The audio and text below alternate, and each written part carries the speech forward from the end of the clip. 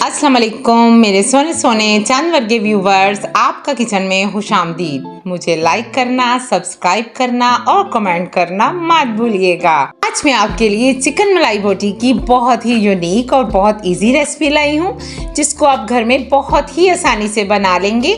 और इसको बनाने के लिए आपको होटल या ऑर्डर करके नहीं मंगवाना पड़ेगा और घर में आप बहुत इजी तरीके से बना सकते हैं। बिस्मिल्लाहिर्रहमानिर्रहीम। चिकन मलाई बोटी बनाने के लिए मैंने 3 पाव चिकन लिए। इसमें मैंने 1 टेबलस्पून काली मिर्चें, 1 टेबलस्पून सूरख मिर्च, 1 टीस्पून वाइट पेपर, 1 टीस्पून भुना हुआ जीरा, 1 टेबलस्पून खुश्क धनिया, 1 टेबलस्पून गरम मसाला, 1 टीस्पून कुटी मिर्च, 1 टेबलस्पून नमक, 2 टेबलस्पून ऑयल।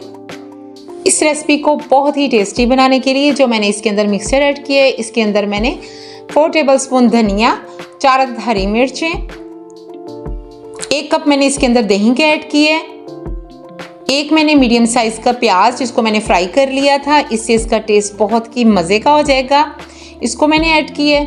और साथ ही मैंने इसके अंदर 1 टेबलस्पून लहसुन अदरक का पेस्ट ऐड किए। अब मैंने सारे मिक्सचर को ब्लेंड कर लिया अच्छे से।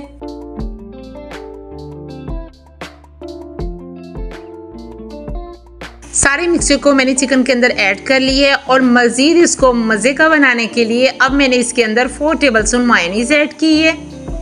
इससे फ्लेवर और टेस्ट मज़े का हो जाएगा। और सबसे मज़े का फ्लेवर लाने के लिए अब मैंने इसके अंदर 1/2 कप मलाई ऐड की है। ये क्रीम है बाहर की, अगर आपने घर की मलाई ऐड करनी है तो आप वो भी ऐड कर सकते हैं, फ्लेवर सेम आएगा। अब मैंने सारे मिक्सचर को अच्छे से मिक्स कर दिया है और इसको मैं ओवरनाइट रख दूंगी। आप इसको 2 से 3 घंटे भी मैरिनेट करके रख सकते हैं, उससे भी फ्लेवर मज़े का आएगा। लेकिन जो आप ओवरनाइट रखेंगे उससे टेस्ट बहुत ही यमी हो जाएगा। अब मैं इसको सीलिंग रैप से कवर कर दूंगी और फ्रिज में ओवरनाइट रख दूंगी।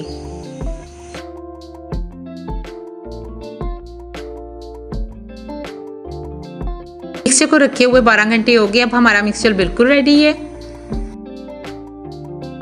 मैंने एक कबाब स्टिक ली है और चिकन के सारे पीसेस मैं इस पे लगा दूंगी और इसी तरह मैं अपनी सारी जो कबाब स्टिक्स हैं वो रेडी कर लूँगी। और आपने ये चिकन के जो पीसेस हैं बिल्कुल साथ साथ लगाने हैं। इस तरह साथ साथ लगाने से ये बहुत अच्छे से कुक होती हैं। और मैंने तकरीबन 6 पीसेस हर स्टिक पे लगा दिए हैं। अब मैंने एक ग्रिल पैन लिया है, इसके अंदर मैंने 4 टेबलस्पून ऑयल के ऐड किए हैं और इसको ब्रश की मदद से मैंने अच्छे से फैला दिए है।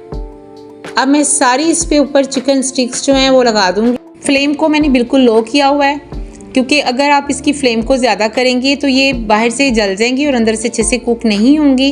अब मैंने कम से कम 3 मिनट बाद इसको सारी जो स्टिक्स हैं इनको पलटा है और ये देखें बहुत अच्छे से हमारी कुक हुई हैं। इसी तरह आपने 3-3 मिनट बाद इसको पलटना है और ये प्रोसीजर आपने कम से कम 10 मिनट तक करना है, क्योंकि इससे ये बहुत अच्छे से कुक हो जाएंगी।